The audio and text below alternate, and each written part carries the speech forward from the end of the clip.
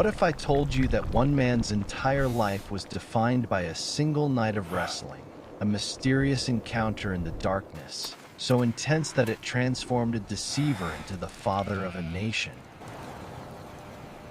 What if I told you that one man's entire life was defined by a single night of wrestling, a mysterious encounter in the darkness, so intense that it transformed a deceiver into the father of a nation? Imagine the sheer desperation of trading your entire inheritance for a single bowl of steaming red stew, or the audacity of deceiving your blind father with goat skin on your hands to steal a blessing. Envision working 14 years of hard labor for the woman you love, only to be tricked on your wedding night, and then spending decades running from a past that refuses to stay buried in the sand. But the most extraordinary moment came when Jacob found himself alone in the darkness, wrestling with a mysterious figure until dawn, his hips shattered and his strength broken, yet refusing to let go. This is not just another Bible story. This is the account of how a man who spent his life manipulating others was finally broken, renamed, and transformed into Israel, the man who saw God face to face. Isaac was 40 years old when he married Rebekah, but their happiness faced a heartbreaking challenge because Rebekah couldn't have children, and year after year passed with no sign of a baby. Can you imagine the deep pain they felt as 20 long years went by with empty arms and unanswered prayers? Yet Isaac did not give up hope and continued to trust in the promise of God. Genesis 25 verse 21 tells us that Isaac prayed to the Lord on behalf of his wife because she was childless. And the Lord answered his prayer, and his wife Rebekah finally became pregnant. However, this pregnancy was far from normal, for something strange and violent was happening inside Rebekah's womb as the babies were pushing and fighting against each other with incredible force. The struggle within her was so intense that she cried out in distress, asking why this was happening to her. So she went to inquire of the Lord, seeking answers for this unusual inner turmoil. God's response was startling, giving Rebekah a prophecy that two nations were in her womb, and two peoples from within her would be separated, with one people being stronger than the other.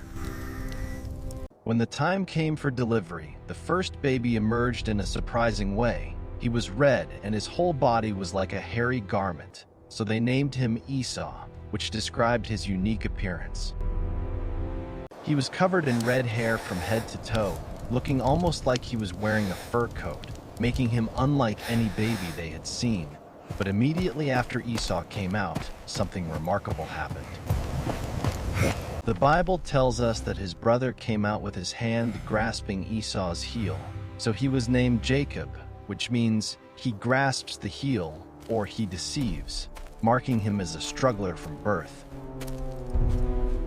As the boys grew up, their differences became even more obvious. Esau became a skillful hunter, a man of the open country who loved the outdoors, the thrill of the chase, and the freedom of the wild. Jacob was the complete opposite, preferring the quiet life near home, staying close to the tents.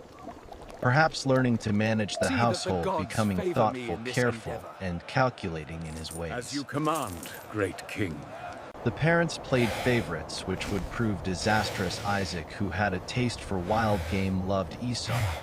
But Rebekah, remembering God's prophecy about the younger son, loved Jacob more. One day something happened that would change everything. Jacob was at home cooking a red lentil stew, bubbling away in a pot, and the smell must have been incredible, rich and hearty in the air. Meanwhile, Esau had been out in the fields hunting, and he came back absolutely exhausted and starving, famished from his exertion, and he saw the red stew that his brother Jacob was preparing. Esau said to Jacob, "Quick, let me have some of that red stew. I am famished." Being so hungry, he didn't even call it by its proper name, just pointing at the red food, desperate to eat immediately. Most brothers would simply share their food, but Jacob saw an opportunity.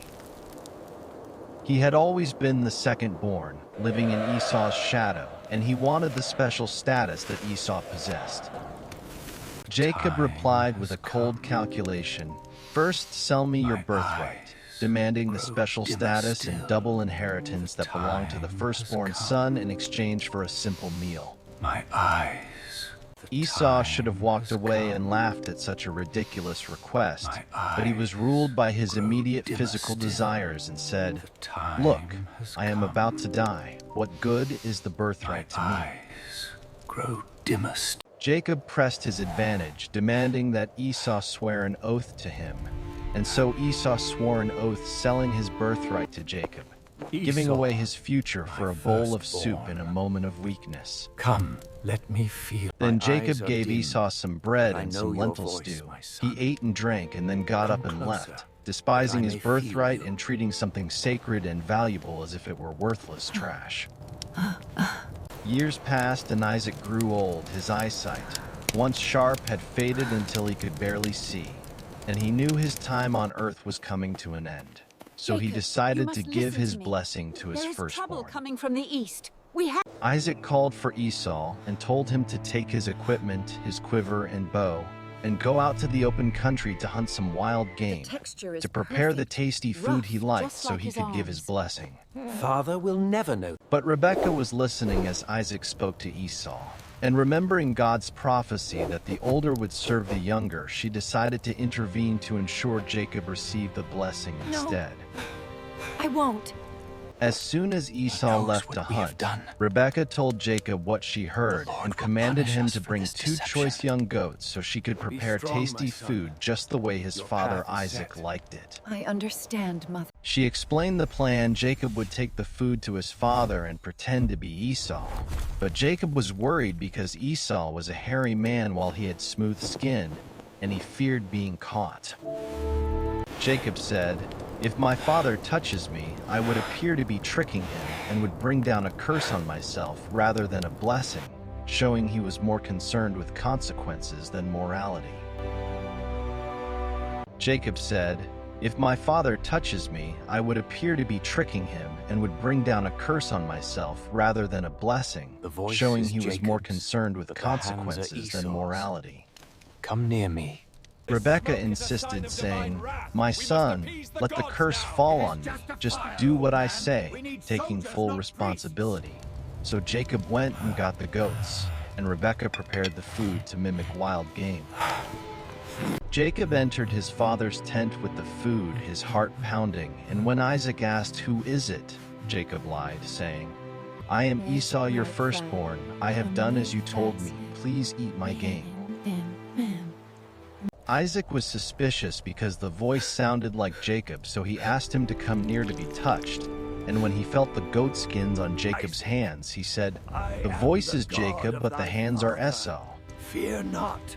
Confused but trusting his sense of touch over his hearing, Isaac ate the food and drank the wine. And finally, after smelling the scent of the outdoors on Jacob's borrowed clothes, he blessed him. Isaac pronounced a mighty blessing. "May God give you heaven's dew and earth's richness. May nations serve you and peoples bow down to you. Be Lord over your brothers, and may they bow to you." Scarcely had Jacob left when Esau returned from hunting, prepared his food, and brought it to his father, expecting the blessing, only to hear Isaac tremble violently and ask, "Who are you?" When the truth was revealed, Esau burst out with a loud and bitter cry, realizing Jacob had deceived them both, taking first the birthright and now the blessing, leaving Esau with nothing but grief. Esau begged for a blessing, but Isaac had given everything to Jacob, so Esau vowed in his heart to kill Jacob as soon as the days of mourning for their father were over, filled with murderous rage. Rebekah heard of the threat and sent Jacob away to her brother Laban in Haran, telling him to stay there until Esau's fury subsided, thinking it would be a short visit, not a 20-year exile. On his journey, Jacob stopped for the night at a place he would call Bethel, using a stone for a pillow, and there he had a dream of a stairway resting on earth with its top reaching to heaven. Angels offerings were must ascending continue. and descending on it, and the Lord stood above it, promising to They give held Jacob demands the more. land, to make his descendants numerous, and most importantly, to be with him wherever he went. Jacob arrived in the east and met Rachel at a well rolling away a massive stone to water her sheep, falling in love with her instantly and agreeing to work 7 years for her father Laban to marry her. But on the wedding night, Laban deceived the 400 deceiver, men. bringing heavily veiled Leah instead of Rachel into the dark tent, and Jacob did not realize the switch until the morning light revealed the truth. Jacob confronted Laban but was forced to agree to work another 7 years for Rachel, eventually marrying her a week later, beginning a life of rivalry between the sisters and hard labor for his uncle.